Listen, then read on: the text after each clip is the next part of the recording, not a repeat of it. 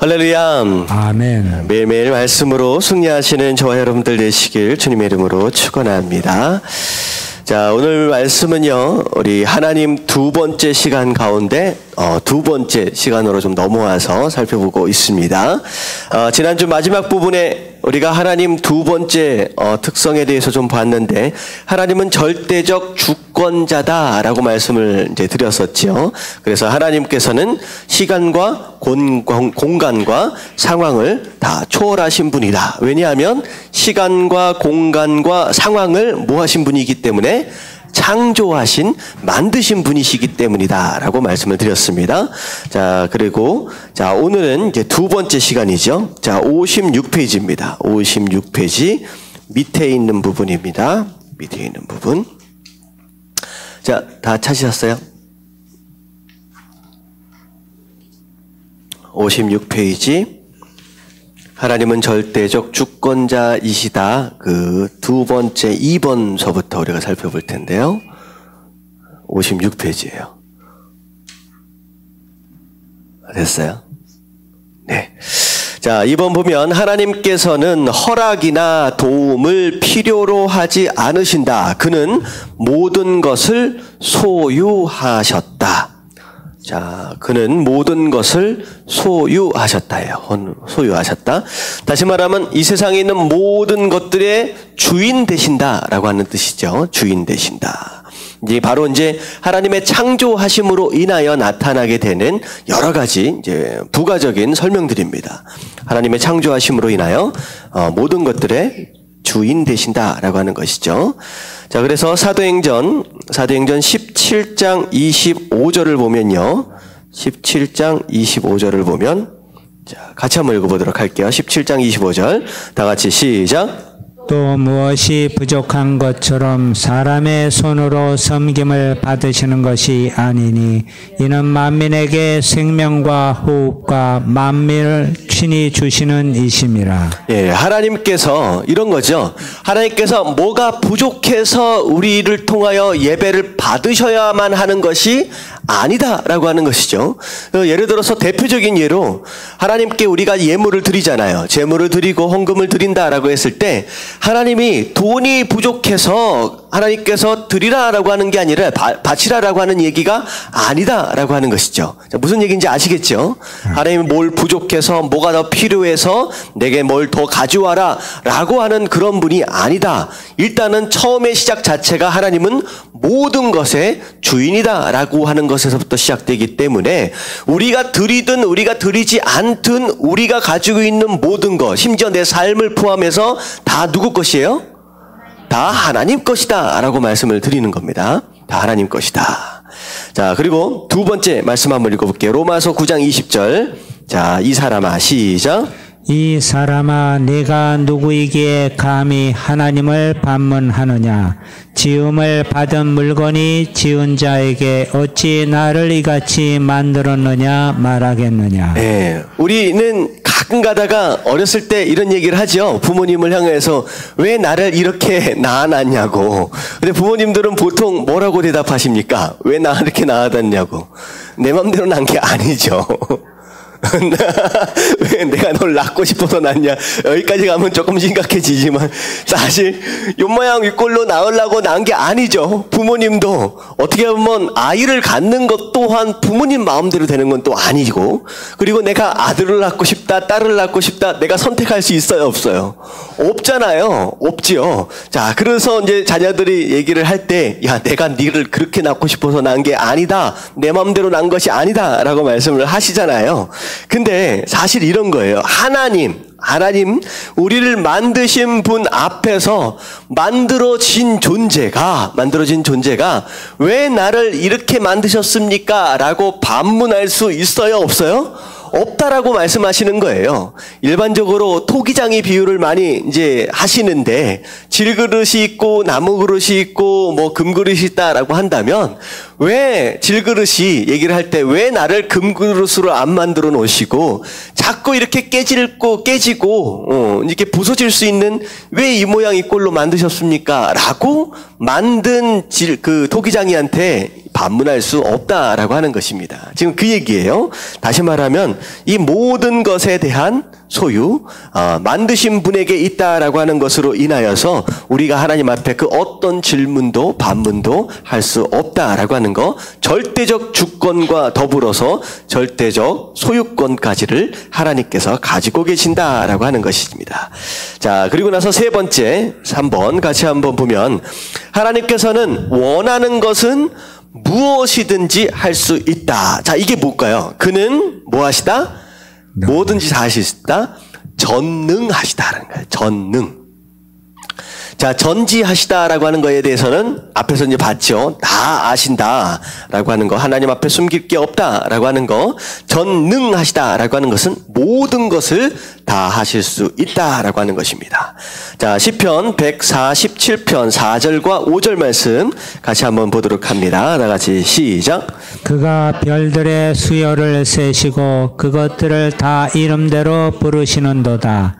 우리 주는 위대하시며 능력이 많으시며 그 지혜가 무궁하시도다. 예, 여기서 별들의 수요를 세셨다. 그리고 그것들을 다 이름대로 부르셨다라고 하는 것은 하나님의 절대적 주권과 더불어서 모든 것을 다 가능하시도록 할 수 있다라고 하는 전능하심에 대한 내용이죠. 우리 주는 위대하시며 능력이 많으시며 그 지혜가 무궁하시도다. 그래서 하나님, 성경은 하나님께서 전능자시라고 몇 번을 말하고 계시냐? 56번. 여러 군데에서 하나님의 전능하심에 대해서 말씀하고 계십니다. 자, 중간에 네모칸에 보면 이제 짚고 넘어갑시다 라는 설명이 좀 나와 있는데요. 자, 같이 한번 읽어볼게요. 우리가 시작. 우리가 하나님을 묘사하는 데 사용해온 단어들을 다시 한번 생각해 보자. 분명히 본래 단어의 뜻과 다른 느낌으로 사용하고 있는 것들이 있을 것이다. 하나님을 비인격적인 존재처럼 묘사하는 의미들이 그 단어들에 더해진 경향이 있다. 사실 이것은 어찌 보면 당연한 일이다. 왜냐하면 하나님의 이름과 인격을 왜곡하고 비하하여 하나님이 이 세상과 우리의 삶을 다스리지 못하게 하려는 것이 사탄의 계략이기 때문이다. 사탄은 하나님의 인격을 중상모략하는 악성 안티 캠페인의 대장이다.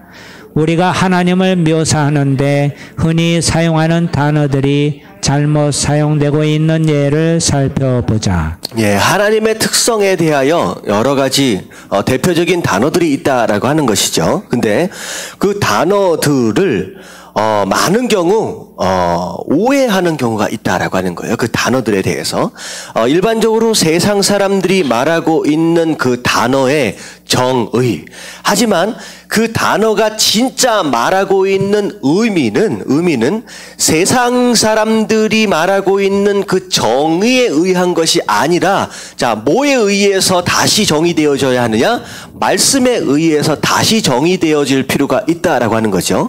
그래서 거룩이라고 하는 단어, 그리고 뒤에 보면 영원하다, 초월하다, 전능하다, 전지하다라고 하는 이런 단어들에 대하여 우리가 다시 정의할 필요가 있다라고 하는 거예요. 성경을 기초로. 일반적으로 이제 세상 사람들의 정의를 가지고 오는 게 아니라 다시 정의될 필요가 있다라고 하는 것이죠. 그래서 우리가 좀 하나하나 좀 살펴보면서 혹시나 우리가 이런 개념으로 하나님에 대하여 오해하고 있는 것은 아닌지 다시 한번 점검해 볼 필요가 있습니다. 자, 첫 번째 단어가 이제 거룩이에요. 거룩. 자, 거룩이다라고 한다면 느낌이 어떤 느낌이 들어요? 자, 저를 보세요. 여기 볼 때가 있고 밑에를 볼 때가 저를 볼 때가 있어요. 계속 우리는 수요 예배만 들으면 제 얼굴을 한 번도 안 보고 계속 책상만 보고 있는 사람이 있어요. 저를 가끔 가다가 한 번씩 봐주십시오. 자, 거룩 무슨 느낌이 들어요? 거룩하다.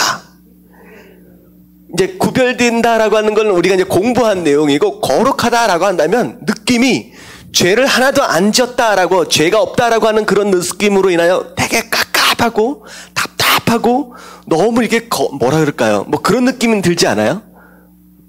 왜 나만 그렇게 들지? 그러니까 그렇게 생각할 수 있다는 거예요. 자, 볼게요. 하나님께서는 까다롭거나 늘 판단하시다거나 상대적으로 자신의 거룩함을 드러내시는 태도를 갖고 있다는 말이 아니다. 그러니까 거룩이라고 하는 단어를 딱 듣는 순간 이런 느낌을 받는 경우가 있다라고 하는 거죠. 다시 말하면 죄를 조금만 지면 어떤 느낌이 들어요? 하나님께서 마치 막 혼내실 것 같고 막 꾸중해 버리실 것 같고, 그리고 어떻게 보면 거룩하다라고 하는 하나님의 어떤 그런 모습으로 인하여 내 자체가 하나님 앞에서 못 될 것 같은 거예요. 막 주눅 들어가지고 고개도 못 들고 바들바들 떨 것처럼 그런 느낌이 들 수도 있다는 거예요. 근데 이것 자체가 오해라는 거예요. 하나님의 본성에 대해 얘기하고 있는 게 아니라 왜곡되어진 정의다라고 하는 것이죠. 그래서 문제적으로 보면, 자, 거기서부터 한번 해볼게요. 문제적으로 시작. 거룩은 구별되는 것이다. 거룩은 하나님께서 완전히 순전하시다는 것을 의미한다. 그분은 이 우주에서 유일하게 완전히 순전한 분이시다. 그래서 하나님의 거룩함이다 라고 하는 것은 무엇이냐? 구별되었다, 깨끗하다 라고 하는 것과 더불어서 죄나 어떤 다른 것들로 인하여서 혼합되어지거나 섞여지거나 변질되어지지 않은 완전한 순전한 상태를 의미한다 라고 하는 것이죠. 무슨 얘기인지 아시겠죠? 자, 그래서 그 앞에서 가면 막 주눅 들고 막 떨리고 막 부담되고 막 위축되고 어떤 그런 의미가 아니라 깨끗한 어떤 그런 모습들 있잖아요. 이게 요한계시록에 보면 하나님의 빛이다 라고 하는 건 태양보다 더 밝은 빛. 그래서 그 앞에 나가면 환해가지고 모든 것이 다 드러나 보이는 어떤 그런 순전한 그런 빛과 같은 상태, 어떤 그런 것이라고 좀 생각하시면 될 것 같아요. 자, 그리고 자, 영원. 자, 두 번째입니다. 넘어갈게요. 58페이지.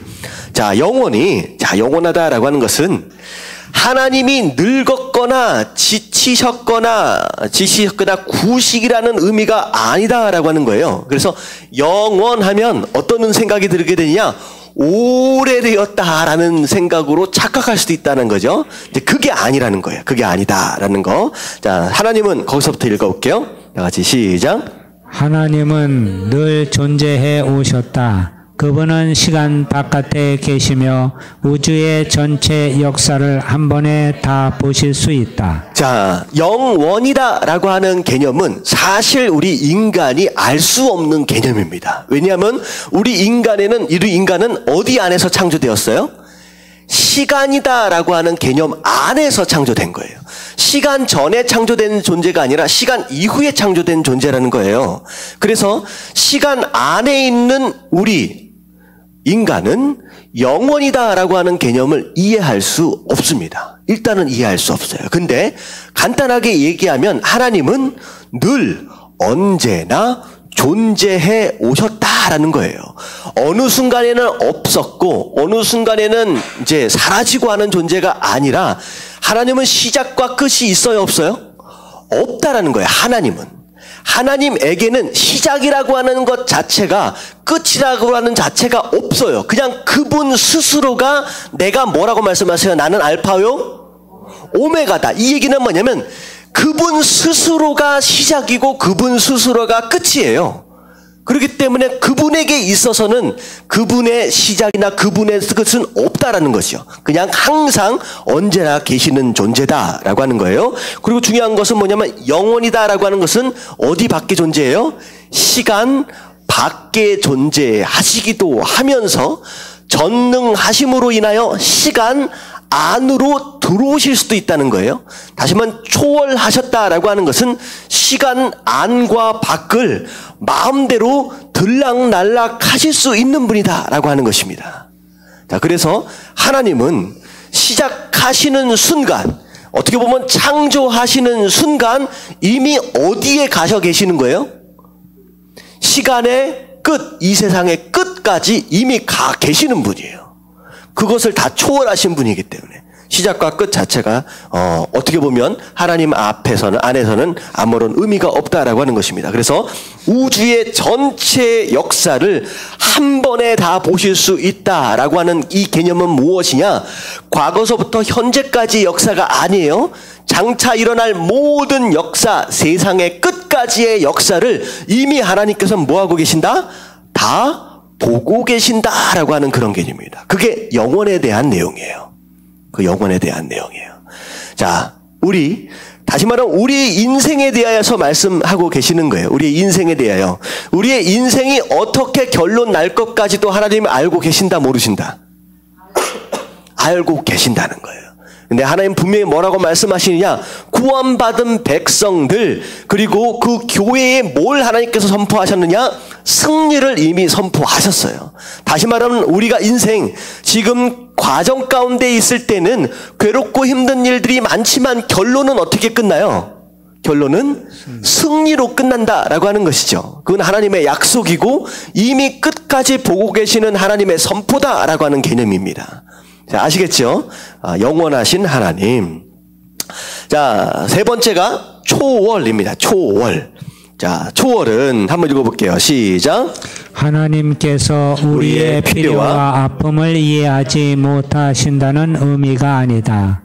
멀리서 우리의 어려움을 가만히 지켜보기만 하신다는 뜻이 아니다. 자, 여기까지요.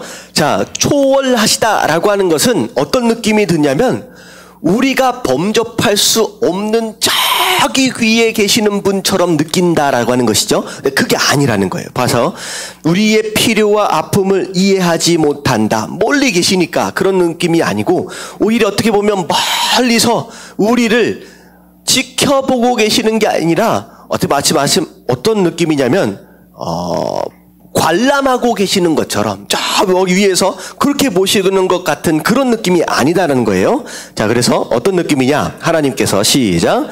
하나님께서 피조물 위에 계신다는 사실은 그분이 피조물 외부에 계신다는 의미가 아니다. 그분은 초월하시는 피조물 위에 계시는 동시에 내재하신다. 피조물 안에 계신다. 다시 말하면 초월이다라고 하는 것은 만드신 이 피조물 저 밖에 계시는 분이실 수도 있지만 뭐가 더 중요해요? 우리 안에 계신다라고 하는 거, 우리 안에 내재하신다라고 하는 것에 대한 특성이 바로 중요하다라고 하는 것이죠. 자, 초월에 대한 개념입니다. 자, 네 번째, 전능하시다. 자, 전능은 다 같이 시작. 전능은 하나님께서 우리 입장은 생각지도 않고 무엇이든 마음대로 하신다는 의미가 아니다. 그분은 자신의 능력을 사용하셔서 창조하시고 자신이 창조한 것들을 사랑하신다. 자, 어떻게 보면 전능과 주권에 대한 단어의 뜻이다라고 생각할 수 있을 것 같아요. 전능하심과 하나님의 주권. 어떻게 보면 우리 입장이나 이런 것들을 하나도 안 생각하고 하나님 마음대로 주물딱 마음대로 해버리시는 어떻게 보면 독재 같은 그런 느낌을 우리가 받을 수 있다라고 하는 것인데 그런 의미가 아니라는 거예요. 자, 그분의 자신의 능력을 사용하셔서 우리를 만드셨죠. 그리고 자신이 창조한 것들을 뭐 하세요? 사랑하신다는 거예요. 그분의 능력을 가지고 우리를 사랑하신다라고 하는 그런 관계성적인 부분들을 우리가 이해해야 한다라고 하는 것입니다. 자, 마지막 다 아신다. 전지하심이죠. 전지하심. 자, 다 아신다는 것은 시작. 다 아신다는 것은 하나님께서 마치 감시 카메라처럼 어딘가에서 우리를 지켜보고 판단하며 잘못한 것을 찾아내고 계신다는 뜻이 아니다. 인간인 우리는 고통을 대하면서 점점 마음이 무디어지지 않을 수 없지만 하나님은 그렇지 않으시다. 그분은 세상에서 일어나는 모든 일들에 깊은 관심을 가지신다. 네, 전지하심에 대해서 우리가 CCTV로 오해하면 안 된다라고 하는 거예요. 마치 하나님께서 우리가 잘못을 하나 잘못하지 않는가 지켜보고 계시는 어떻게 보면 감시 카메라처럼 막 이게 뭐랄까요? 그렇게 보고 계시는 그런 형태가 아니다라고 하는 거. 오히려 하나님이 어떤 분이에요? 여기서 가장 중요한 단어는 뭐냐면 맨 마지막에 나오는 관심이라고 하는 단어입니다. 관심. 우리 삶 가운데 관심을 갖고 계신다는 거예요. 우리의 삶 가운데. 그래서 제가 이번에 노예를 좀 다녀오면서 월요일과 화요일날 우리가 노예가 있었거든요. 근데 노예를 다녀오면서 이제 우리 목사님이 어떤 목사님이 이제 말씀하시는데 제가 설교 가운데 가장 은혜를 받았던 것이 무엇이냐? 하나님께서는 우리가 어떤 일을 하느냐, 어떤 업적을 이루어내느냐, 어떤 사역을 하느냐라고 하는 것보다도 훨씬 더 어디에 관심을 갖고 계시냐? 나라고 하는 존재에 관심을 갖고 계시다는 거예요. 하나님이 다시 말하면 내가 하고 있는 일, 내가 어떻게 보면 맺을 수 있는 열매는 누구에게 달려 있어요? 하나님께 달려 있어요. 어떤 목사님이나 어떤 사역자나 어떤 전도사님이나 어떤 선교사님이나 일들을 하시는 가운데 엄청난 업적들을 막 이루어 나가잖아요. 근데 사실은 누가 그 업적들을 이루어 나가시는 것이냐? 하나님이 하시는 거예요. 그렇다라고 한다면 하나님은 그 업적들보다, 그 일보다 훨씬 더 뭐에 관심을 갖고 계시는 것이냐? 그냥 나라고 하는 존재에 관심을 갖고 계신다라고 하는 거예요. 그래서 관심이다라고 하는 단어가 굉장히 중요합니다. 자, 그래서 우리가 신앙생활을 하다가 이 두 가지 단어가 있어요. 두 가지 단어. 영어로 보면 being라고 하는 being이라고 하는 단어가 있습니다. being이라고 하는 단어. 그 I am 하면 이게 이제 비동사잖아요. 자, 이해 가시죠? being이라고 하는 그 단어. 이게 한국말로 얘기하면 이제 존재라고 하는 단어입니다. 존재. 그리고 두 번째 단어가 뭐냐면 doing 해가지고 doing이라고 하는 단어가 있습니다. 이것은 무엇인가를 한다라는 단어예요. 한다라는 거예요. 근데 being과 doing, 다시 말하면 존재와 사역이라고 생각한다면, 자, 뭐가 더 중요하다는 거예요? being과 doing, 존재와 사역, 둘 중에 뭐가 더 중요해요? 존재가 훨씬 더 중요하다는 거예요. 하나님의 관심은 어디에 있느냐? being에 있다, 존재에 있다라고 하는 거예요. 다시 말하면 doing은, 사명은, 사역은 무엇을 통해서만 가능하느냐? 온전한 being, 온전한 존재가 되어질 때만이 doing이 가능하다라고 하는 것이죠. 그래서 하나님은요, doing은 어차피 하나님과 함께 어떻게 보면 하나님께서 이루어 가시는 과정이다라고 생각한다면 우리가 가장 집중해야 할 것은 무엇이냐? being이라는 거예요. 나의 존재라는 거죠. 그래서 하나님께서 다 아신다라고 하는 개념은 CCTV처럼 멀리서 그냥 지켜보고 죄 짓는지 안 지키는지 평가하고 판단하는 그런 부분이 아니라 나라고 하는 존재 자체에 그냥 관심이 있다라는 거예요. 내가 어떤 생각을 하고 있는지, 내가 어떤 마음을 품고 있는지, 내가 무엇을 좋아하고 무엇을 즐겨하고 무엇을 싫어하고 무엇을 재밌어 하는지에 대한 나 자체에 하나님은 관심을 갖고 계시다라고 하는 것이죠. 자, 그래서 여러분들이 하나님의 사랑을 막 받기 위해서 내가 뭔가를 할 필요가 없어요. 뭔가를 해야만 하는 게 아니라는 거예요. 많은 사람들이 그런 부담감을 가지고 있어요. 마치 어떤 목사님 그런 얘기를 하셨대요. 딸아이 보고서 내가 너를 왜 사랑하는지 아니? 라고 물어보니까 그 딸아이가 뭐라고 얘기했다 그랬어요? 내가 아빠? 딸이니까 라는 거예요. 그러니까 이유가 따로 없는 거예요. 다시 말하면 자녀된 도리로서 착각을 하는 거예요. 내가 아버지의 사랑을 받기 위해서는 뭐 해야 된다는 거예요. 뭣도 해야 되고 착한 일도 해야 되고 공부도 잘해야 되고 여러 가지 내가 doing이라고 하는 것들을 막 해낼 때 그래야 하나님께서 나를 사랑하시겠지라고 하는 개념은 사실 착각이라는 거죠. 무엇이냐? 나는 그냥 누구기 때문에 하나님 나를 사랑하시는 거예요. 하나님의 그냥 자녀기 때문이다라는 거죠. 하나님의 자녀기 때문이다라는 개념. 자, 그래서 전지하심이다라고 하는 것은 하나님이 우리의 존재에 대한 관심 그것을 말하고 있는 것입니다. 자, 5개에 대한 단어, 거룩함과 영원과 초월과 전능과 전지에 대한 단어. 대충 이해가 가시죠? 이거 한 사람도 반응을 안 해. 이해 가시죠? 아멘. 아멘.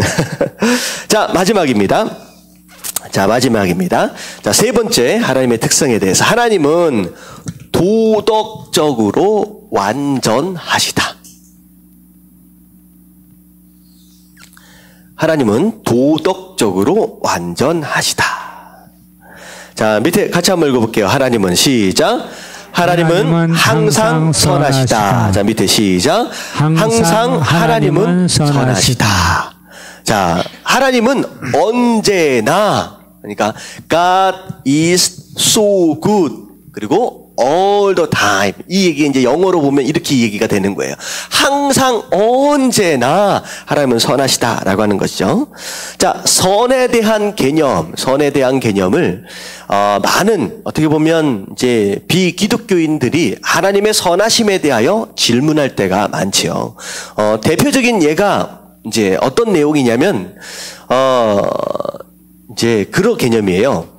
하나님께서 이스라엘 백성들을 출애굽시키시고 나서 가나안 땅을 정복할 때, 자, 어떻게 명령하셨어요? 정복할 때 이방 민족들을 남녀노소를 불문하고 어떻게 하라? 전부 다 죽여라라고 하는 거예요. 남녀노소를 불문하고 다 죽여라. 그래요. 어른들은 우상 숭배하고 죄 많이 지을 수 있어요. 근데 애는 뭔 죄냐는 거죠. 애들은. 그랬을 때 많은 사람들이 과연 하나님이 도덕적으로 문제가 없는 분이냐라고 하는 것에 대하여 반문할 수 있다라고 하는 거예요. 그 얘기는 무엇이냐? 도덕이라고 하는 것에 대한 기준이 어디에 있는 거예요? 하나님 안에 있는 것이 아니라 세상적인 세상 정의 안에 있을 때 이런 질문들이 가능하다는 거죠. 도덕적으로 선하다, 악하다라고 하는 것에 대한 기준 자체가 하나님이 아니라 세상적인 정의 안에 있을 때 이런 질문들이 가능한 거예요. 근데 사실은 자 보세요. 선이라고 하는 것을, 그러니까 도덕적으로 완전하다라고 하는 것에 대한 개념, 선이라고 하는 것은 누가 만드셨어요? 하나님. 자, 이걸 알아야 돼요. 그것 또한 하나님이 만드신 거예요. 그것 또한 하나님이 만드신 거예요. 다시 말하면 이걸 도덕적으로 선하냐 선하지 않느냐라고 하는 개념 자체가 하나님을 떠난 존재들은 말을 할 수 있어요, 없어요? 없어요. 왜냐하면 선 자체를 하나님이 그냥 만드셨어. 그게 언제 만드셨어요? 선을 영어로 뭐라 그래요? 선을 good이라고 합니다. good. 자, good이라고 하는 단어가 언제 가장 먼저 나와요? 창조하실 때 나와요. 빛을 창조하셨을 때 나온다는 거예요. 창조를 시작하자마자 하나님 뭐라고 말씀하시냐? 이게 선이다라고 말씀하시는 거예요. 이게 선이다. 하나님 그 한글 성경으로 보면 그걸 뭐라 그래요? 보시기에 좋았더라. 다시 말하면 선은 이퀄 뭐예요? 하나님 보시기에 좋은 게 선이에요. 그게 기준이에요. 그게 기준. 선이라고 하는 개념은 하나님 보시기에 선한 좋은 것, 그게 바로 선이다라고 하는 거예요. 그래서 하나님이 무엇인가를 명령하셨을 때 그게 선한 것이냐 악한 것이냐라고 하는 것에 대한 질문은 시작부터 잘못된 거라는 거예요. 왜? 선 자체를 하나님이 만드셨기 때문이라는 거예요. 자, 그래서 자, 이게 어떤 개념이냐? 이게 선이라고 하는 개념 자체가 사람이 선악과를 따먹을 때의 현상과 우리가 맞먹어서 돌아갑니다. 자, 하나님께서 선악과를 따먹으면 어떻게 된다? 죽는다라고 말씀을 하셨죠. 자, 사단은 뭐라고 얘기했느냐? 따먹으면 네가 하나님처럼 눈이 밝아진다라고 얘기했습니다. 과연 눈이 밝아진다라고 하는 것이 무슨 뜻이냐라고 하는 것이죠. 자, 선악과 무슨 뜻이에요? 선과 악을 구별하는 나무라는 거예요. 구별하는 나무예요. 근데 그것 자체를 하나님이 뭐라고 말씀하셨느냐? 따먹지 말아라. 자, 선과 악을 구별한다는 것에 대한 의미는 뭐냐면 선과 악을 구별하는 그런 권위는 누구에게만 있다는 거예요? 하나님에게 있다는 거예요. 무엇이 선하고 무엇이 악한지에 대한 개념과 기준은 나 하나님만 가지고 있는 권리다라고 말씀하시는 거예요.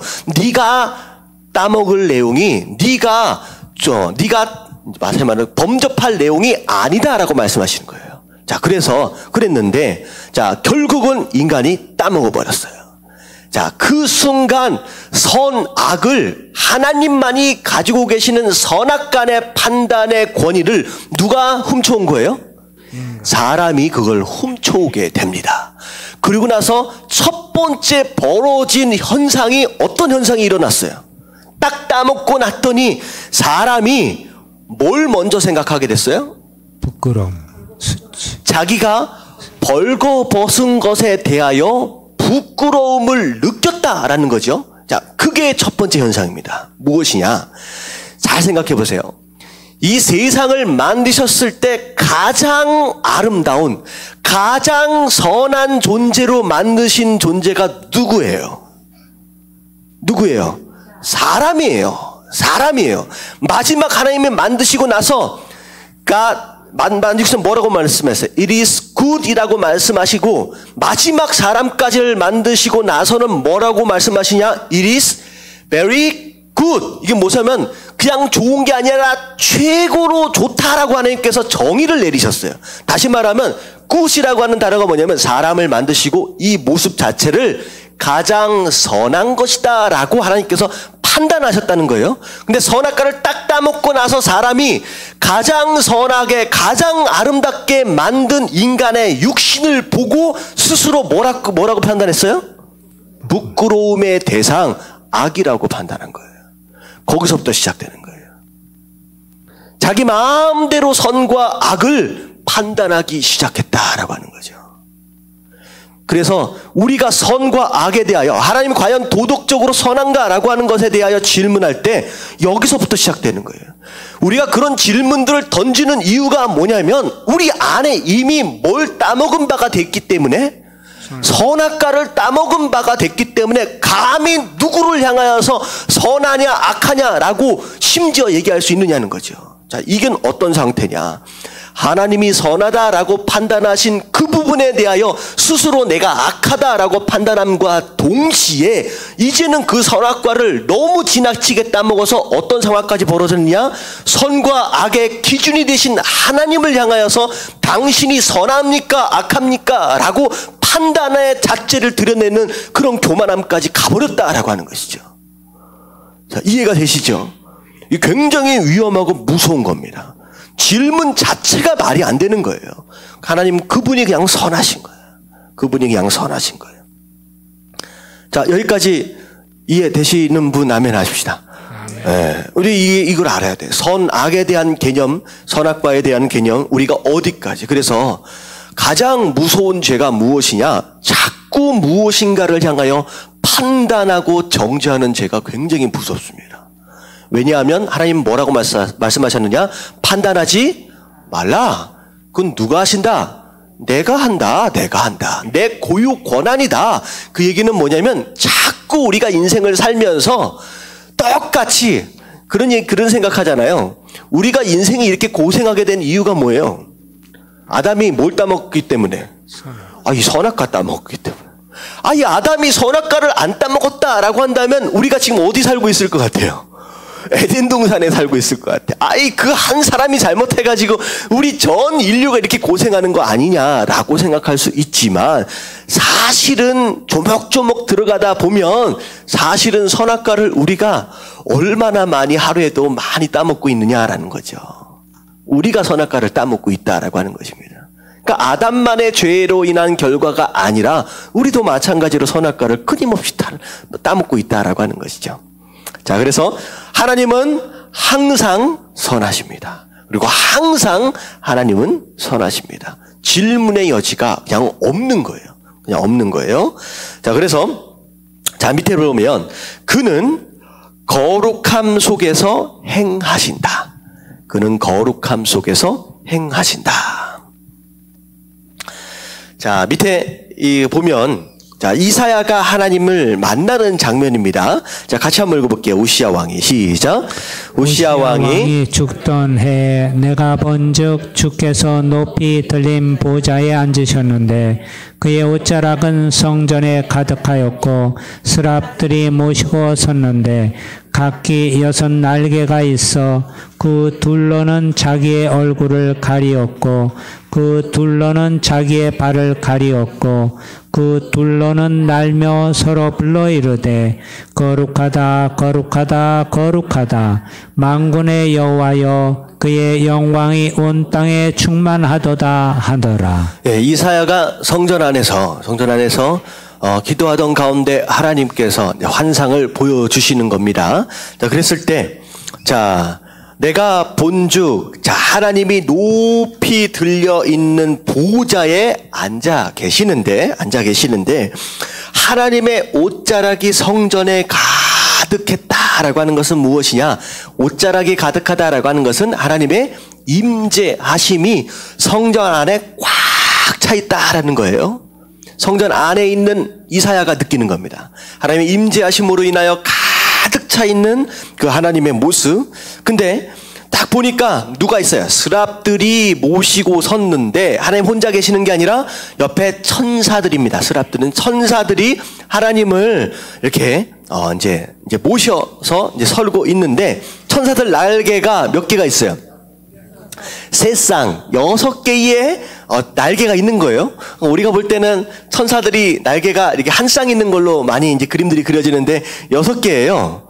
6개가 있는 이제 곤충들이 없죠. 근데 6개예요. 6개. 근데 이 6개가 전부 다 하늘을 날기 위해 있는 것이 아니라, 자, 첫 번째 날개는 뭘 가려요? 얼굴을 가린다라고 하는 거예요. 다시 말하면 하나님의 거룩함 앞에서는 심지어 영적인 존재인 천사마저도 얼굴을 드러낼 수 있다 없다? 없을 정도의 거룩함이라는 거예요. 자기 얼굴까지도 가릴 수밖에 없는. 그리고 맨 밑쪽에 있는 그 다리, 아마 그 날개겠죠? 뭘 가려요? 발을 가린다라고 하는 거예요. 발을 가린다. 이제 문화적으로 볼 때 발을 가린다라고 하는 것은 어떻게 보면 발은 어떤 존재예요? 물론 천사는 걸음을 땅에서 걷지 않지만 발은 일반적으로 더러운 것들을 밟고 다니는 그런 부분이잖아요. 그렇기 때문에 발을 씻는다라고 하는 것과 어떤 그런 개념이라고 볼 때 어떤 죄에 대하여 어떤 부족함과 결함에 대하여 하나님 앞에서 이제 가린다, 예의를 지킨다라고 하는 어떤 그런 부분이죠. 자, 그리고 나서 양쪽에는 이제 날개가 하늘을 날면서 천사들이 하나님을 향하여 뭐라고 외치냐? 거룩하다, 거룩하다, 거룩하다. 만군의 여호와여 그의 영광이 온 땅에 충만하도다 하더라. 천사들마저도 하나님의 그 영광스러움, 그 거룩하심으로 인하여 얼굴과 발을 다 가리고 하나님을 찬양하는 그런 모습이 바로 이사야서 6장 1절부터 3절까지 나오는 내용입니다. 그게 이제 하나님의 거룩함이에요. 하나님의 거룩함. 자, 그 밑에 보면, 자, 그분은 긍휼로 관계하신다.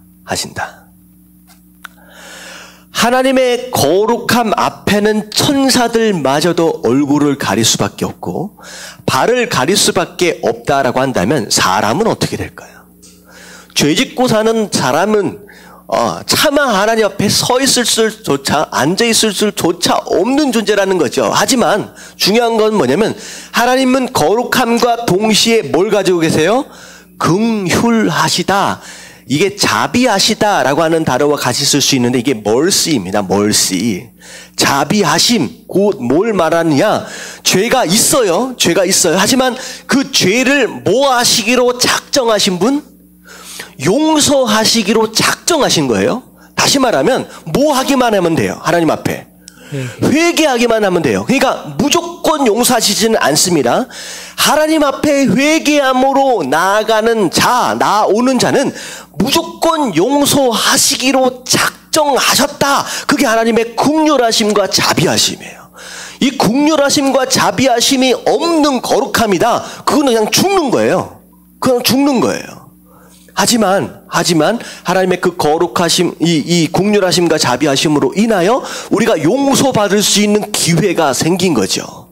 이게 이제 중요한 겁니다. 그래서 그렇게 관계하길 원하신다는 거예요. 내가 너를 용서하겠다라는 거죠. 그래서 우리가 죄짓고 살잖아요. 하지만 항상 죄책감 가운데 우울해 있을 필요가 있어요, 없어요? 이제는 없다는 거예요. 하나님 부르심 앞에 우리는 밝은 얼굴로 나아갈 수 있어야 할 것이 성도의 모습이다라고 하는 것이죠. 그래서 제가 말씀드렸죠. 예배는 시작에 어떻게 보면 회개와 결단으로 하나님께 나아가야 함과 동시에 예배는 곧 무엇이냐? 용서하심으로 인한 감사와 축제가 되어야 합니다. 예배가 바로 그런 장소가 되어야 돼요. 감사와 축제, 잔치가 되어야 합니다. 왜?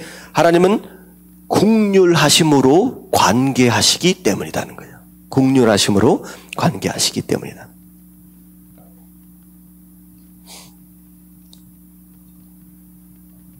자, 그 다음에, 하나님은 그의 신실하심을 신뢰할 수 있다. 자, 신실. 자, 무슨 뜻이에요? 약속을 지키신다라는 뜻입니다. 약속을 지키신다라는 거예요. 예, 하나님은 약속을 지키시는 분입니다. 그래서 성경 전체가 뭐에 대한 내용이냐? 약속에 대한 내용이에요. 구약은 하나님이 뭘 약속하셨어요?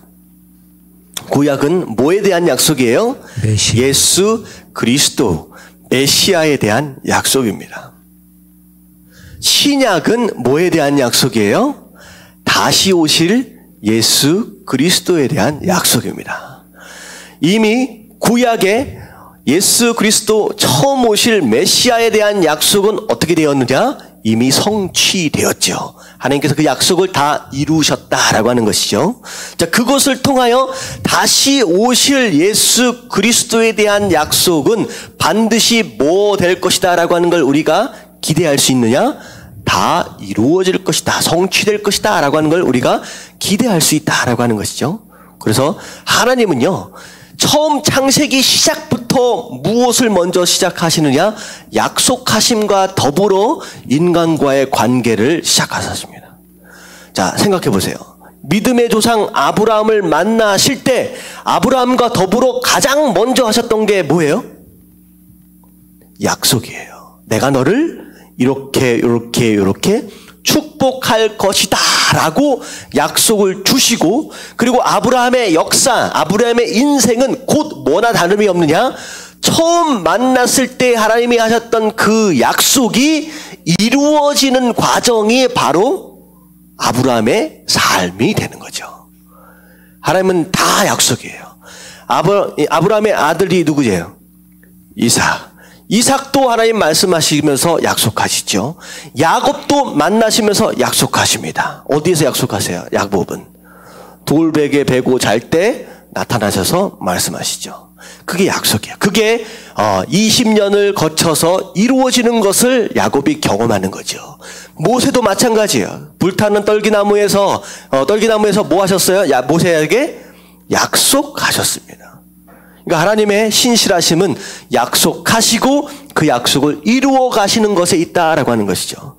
그렇다라고 한다면 내가 하나님과의 온전한 관계 안에 있다라고 하는 것은 곧 뭘 우리가 찾아야 돼요? 하나님이 나와 무엇을 약속하셨느냐라고 하는 것에 대한 것부터 시작돼야 돼요. 뭘 약속하셨어요? 구원에 대한 걸 약속하셨죠. 우리를 인도하실 것에 대하여 약속하셨고, 우리와 함께 하실 것에 대하여 약속하셨고, 사실은 여러분들이 말씀을 통하여, 설교를 통하여 뭘 확인하고 뭘 점검하는 것이냐? 하나님이 내 인생 가운데 하신 약속이 뭐냐라고 하는 것을 설교를 통하여 발견하는 거예요.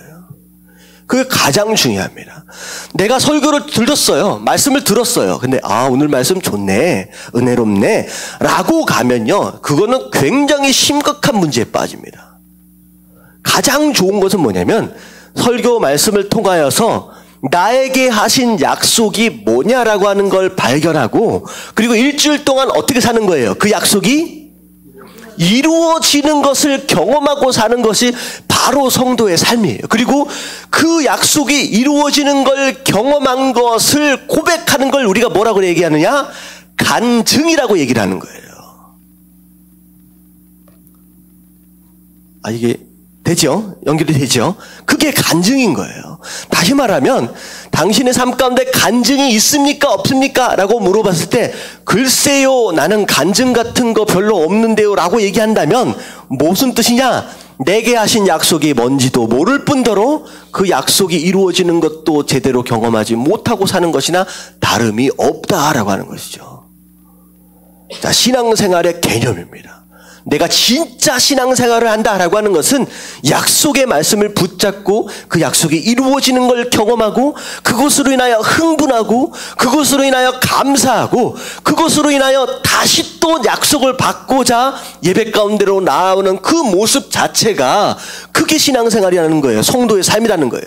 다시 말하면 그렇게 우리가 살고 있다라고 한다면 우리가 지치거나 우리가 우울해지거나 할 이유가 있어요, 없어요? 있어요, 없어요? 없어요. 없지요.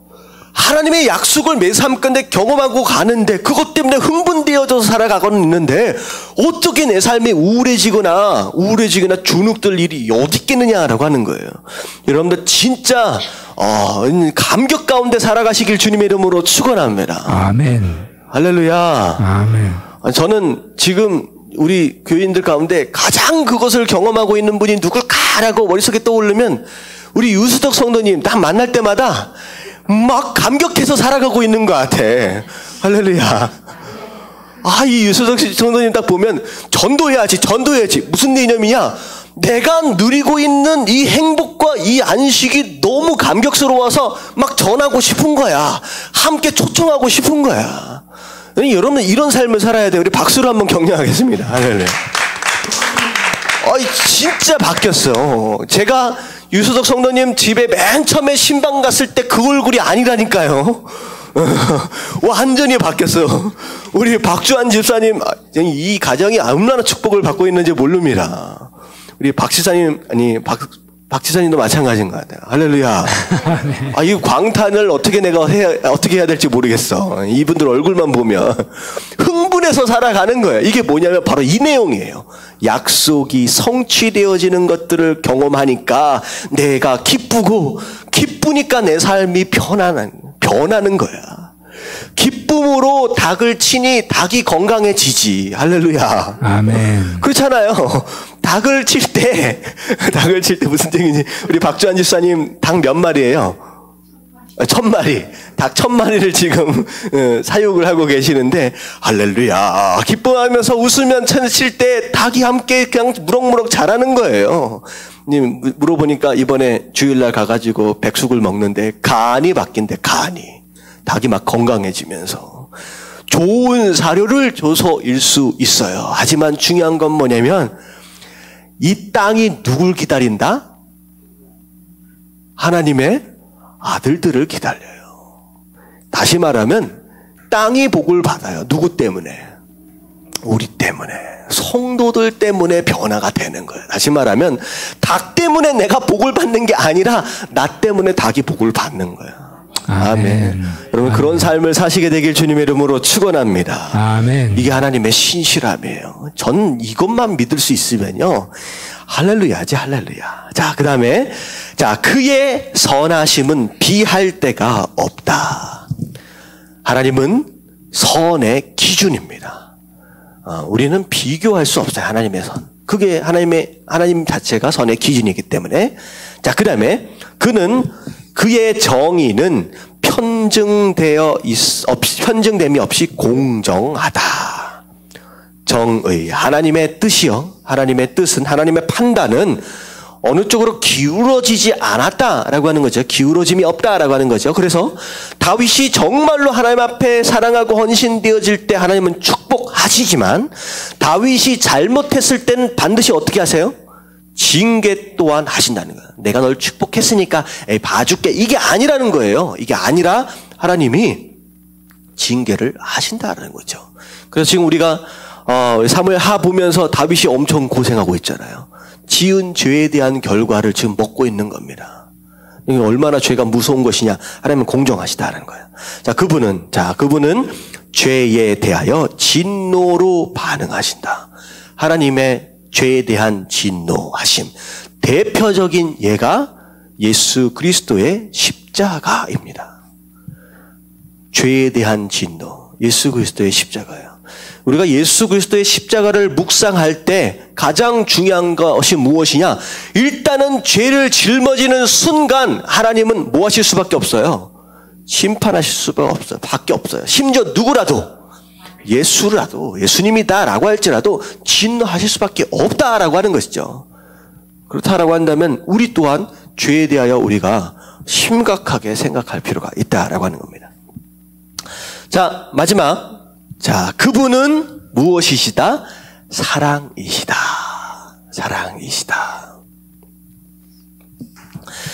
성경 안에서 어떻게 보면 이퀄 관계로 정의되어진 문장은 이 사랑이란 단어예요. 하나님 이퀄 뭐라고요? 사랑이다.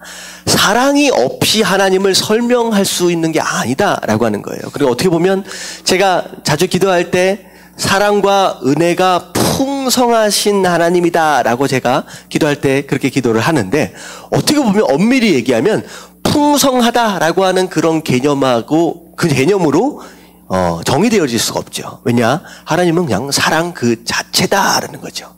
하나님은 그 사랑 자체다라고 하는. 그래서 많은 이제 비기독교인들이 하나님의 도덕성, 선하심에 대하여 질문함과 동시에 뭘 또 질문하느냐? 하나님이 진짜 사랑인 게 맞느냐라고 하는 거에 대해서 질문합니다. 이것도 마찬가지예요. 사랑의 기준이 뭐예요? 하나님이에요. 이거는 뭐 이제 기준 자체에 대하여 우리가 반문할 필요가 없죠. 자, 그래서 마지막으로 밑에 한번 기억합시다. 한번 읽어볼게요. 성경에 나타난, 시작. 성경에 나타난 하나님의 본질은 우리가 닮아가야 할 부분들이다. 우리는 하나님의 형상대로 창조되었다. 따라서 우리는 하나님의 품성을 닮아야 한다. 전지전능하심이나 영원성 등의 속성은 하나님만의 것이지만 그 외의 다른 속성들을 우리 삶 속에 드러내야만 할 것이다. 어떻게 해야 하나님의 속성이 내 삶에서 드러날까? 인간은 누구나 많은 시간을 함께하는 사람을 닮아가게 마련이다. 하나님과 많은 시간을 보내다 보면 우리는 자연스럽게 하나님을 닮게 될 것이다. 자, 밑에 시작. 그분의 인격이 나의 성품을 다듬을 것이다. 자, 아멘. 이 얘기는 뭐냐면 우리가 누구의 형상으로 만들어졌어요? 하나님의 형상. 그렇다라고 한다면, 자, 하나님이 가지고 있는 성품, 본질 자체가 우리가 살펴본 그런 모든 내용들이다라고 한다면 그 내용들이 우리 안에서 나타날 수 있어야 한다라고 하는 것입니다. 그래서 어떻게 보면 전지하심과 전능하심에 대한 것은 인간의 육신을 입은 관계로 인하여서 굉장히 제한되어졌죠. 하지만 이 전지하심과 전능하심 또한 하나님께서 우리에게 은사를 주심으로 인하여 어느 정도 초월하실 수 있도록 부분적으로 하셨습니다. 그래서 우리가 그런 능력이 없다라고 할지라도 은사를 통하여 기적이 일어나죠. 이게 뭐냐면 하나님의 전능하심에 대하여 죄로 인하여 멈춰있는, 어떻게 보면 제한되어 있는 그 능력 자체를 은사를 통하여 필요에 따라서 가능하도록 하신 거예요.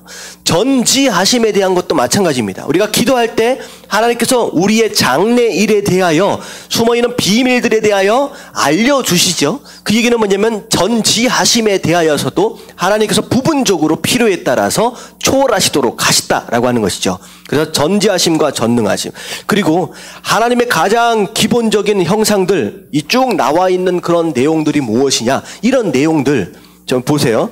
거룩함, 첫 번째 뭐였냐? 거룩함이죠. 다시 말하면 우리가 어떻게 돼야 돼요? 내가 거룩하니까 너희도 어떻게 돼야 된다? 거룩해져라 라고 하나님 말씀하시는 거예요. 나를 닮기 위해서 닮는다라고 한다면, 그리고 하나님이 뭐 하신 분이에요? 긍휼하신다, 자비하신다. 이 얘기는 뭐 하기로 작정했어요? 뭐 하기로 작정했어요? 용서하시기로 작정했어요. 이게 왜 안 나와요? 제가 조금 전에 얘기했잖아요. 바로바로 나와줘야지. 뭐 하기로 작정했어요? 용서하시기로 작정하셨다. 그 얘기는 뭐냐면 나를 어렵게 만들고 힘들게 만드는 자들을 향하여 뭐 하기를 작정해라? 용서하기를 작정하라는 거예요. 자비로운 사람들이 되어라라고 하는 거. 그리고 신실하다. 약속을 한 것은 뭐하라? 지켜라라고 하는 것이죠. 그리고 하나님은 선하다라고 하는 것은 우리가 누구 뜻대로 살아간다? 하나님 뜻대로. 이 얘기는 좋은 일들을 하며 살아간다, 선행을 한다라는 개념이 아니에요. 선하심은 곧 하나님의 뜻입니다. 선이 뭐라고 했어요? 하나님 보시기에 좋은 게 선이에요. 선은 좋은, 우리가 인간적으로 생각하는 좋은 행실, 남들 돕고 막 이런 것만을 얘기하는 게 아니라 하나님 보시기에 좋은 게 선이에요. 다시 말하면 우리는 누구 뜻대로 살아간다? 하나님 뜻대로 살아가는 사람들. 자, 그리고 정의, 공평하다라고 하는 것은 내가 좋아한다, 잘생겼다, 내가 마음에 든다 라고 해가지고 편애하면 된다, 안 된다? 안 된다라고 하는 거예요. 딱 볼 때 쟤는 좀 마음에 안 드네 라고 해가지고 일단 마음에 안 들기 시작하면 이제 행동이나 말이나 막 달라지고 그러면 안 된다는 거예요. 누구든 이제 공평하게 대해야 될 줄 알고. 자, 그리고 뭐에 대하여 분노하는 자? 죄에 대하여 분노하는 자. 이 얘기는 뭐냐면 물론 다른 사람이 지은 죄에 대하여 분노할 수 있어요. 하지만 뭐에 대하여 분노해야 되느냐? 내 안에 있는 죄에 대하여 분노할 줄 알아야 돼요.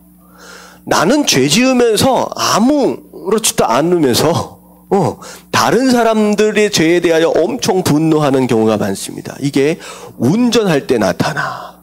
운전할 때 딱 보면 어떻게 해요?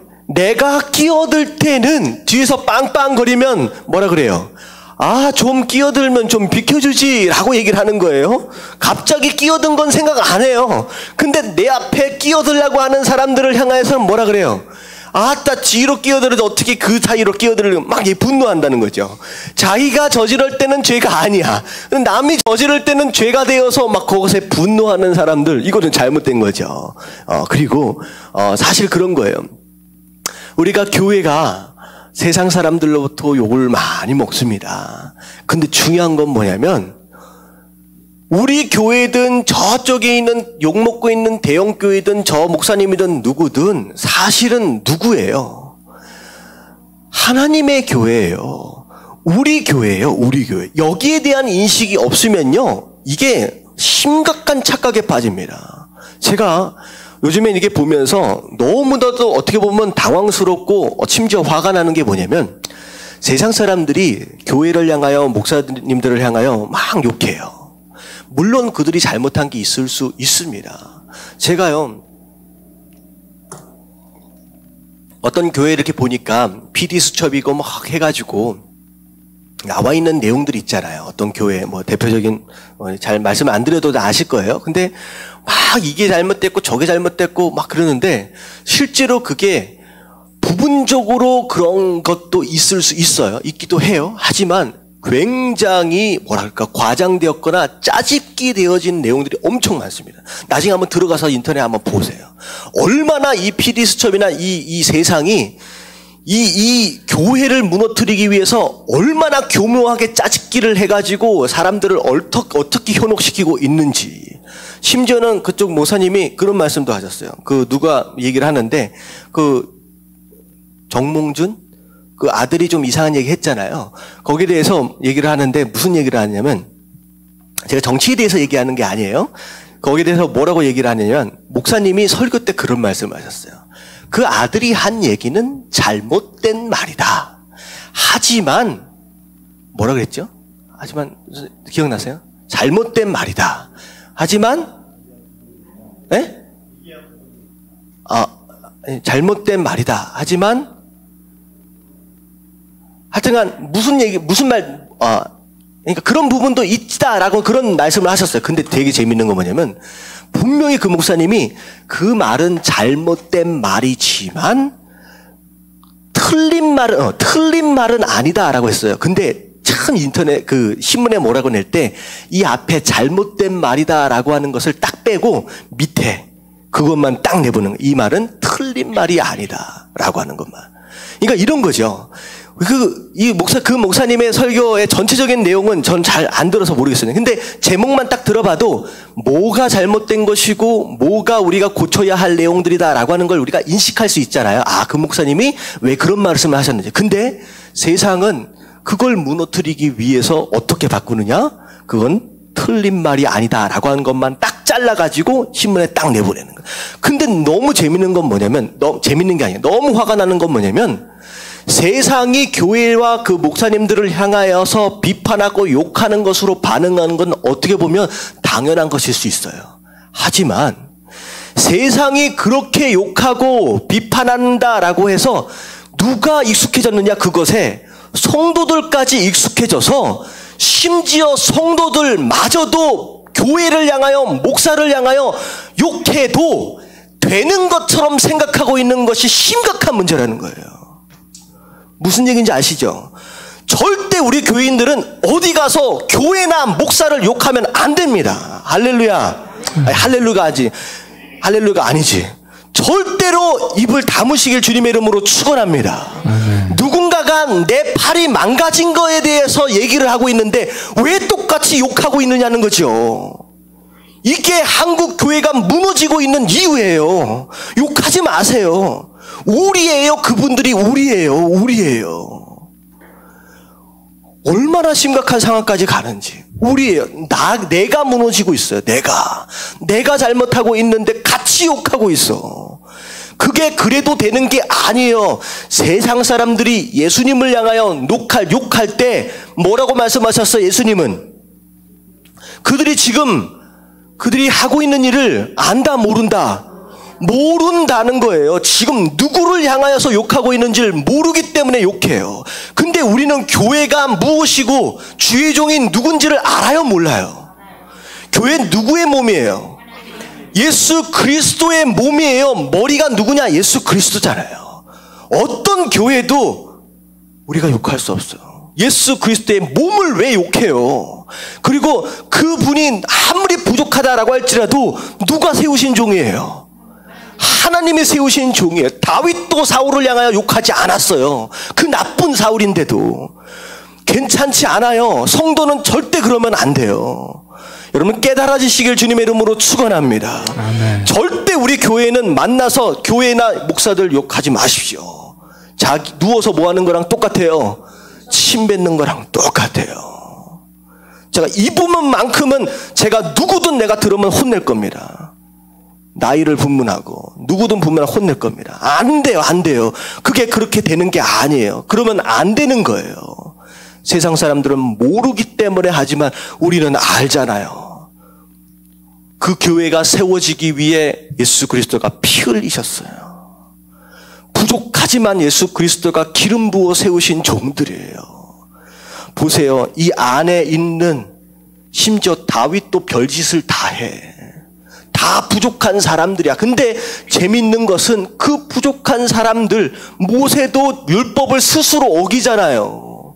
다 부족한 사람들, 하지만 그 사람들을 하나님께서 기름 부으시고 세워 가시고 그 사람들을 통하여 누구의 뜻을 이루어 가십니까? 하나님의 뜻을 이루어 가십니다. 그게 하나님의 역사예요. 그리고 부족한 교회들 얼마나 싸움이 많은지 몰라요. 정말 저는 감사한 게 뭐냐면 이번 노예를 제가 참석하면서 참 우리 노예는 만나면 무슨 얘기밖에 안 하면 선교 얘기밖에 안 해. 정말로 감사해요. 이런 교단이 없어. 우리 교단은 만나면 선교 얘기밖에 안 해. 그래서 집 안에 밥그릇에는 별로 관심이 없어. 우리 교단을 세우신 김광신 목사님은요, 지금 나이가 80밖에 안 되셨어. 80도 안 되셨어. 제가 알기로. 근데 걷지를 못해. 왜? 1년에 3분의 1을요, 비행기 타고 다녔어. 이코노믹 여러 다니셔가지고, 완전히 하체가 완전히 맛이 갔어. 그래서 걷지를 못해요. 이번에 보셨죠? 지금 부축해서 걷는 게 건강이 너무 좋아져서 그렇게 되신 분이에요. 근데 그분이 이제 걷지도 못하던 이 분이 터키로 들어가신대. 그래서 뭐라고 말씀하시냐? 이제 내가 누울 자리를 찾는다고 들어가세요. 그러니까 그분의 제자들로 구성되어 있는 총회와 노예 모든 분들이 그걸 본받는 거예요. 그래서 만나면 우리는 그거밖에 없어. 선교밖에 없어. 무조건 전도하러, 무조건 선교하러 나간다. 넌 노회장이 누구고 뭐가 누구고 관심도 없어. 많은 노예들이나 총회나 이렇게 만나면 뭐 해요? 내가 한 자리 한번 해보겠다고. 얼마나 권력에 대한 욕심이 많은지 그것 때문에 싸우고 치고받고 하는데 우리는 정말로 감사한 것 같아요. 여러분들 진짜 부족한 종들이다라고 할지를 하나님이 세우시는 거예요. 그 교회를 그렇게 세워가시는 거예요. 여러분들 절대로 거기에 동조하지 마시기를 주님의 이름으로 축원합니다. 아멘. 아멘. 아멘. 그런 가운데 어디까지 했죠?